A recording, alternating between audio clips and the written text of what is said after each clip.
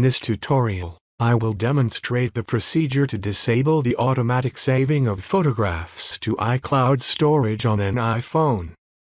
If your iCloud storage is full or you wish to conserve space, saving your photographs to your phone's internal storage is a viable option.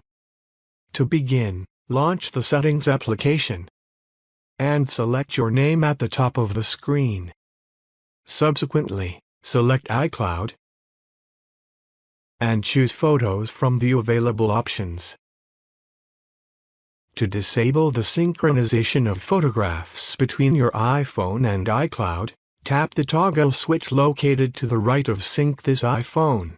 Ensure that the toggle switch is gray, not green. If iCloud is currently updating your photographs, tap Stop Updating to halt the process. Henceforth, your photographs will be saved to your phone's internal storage rather than iCloud storage.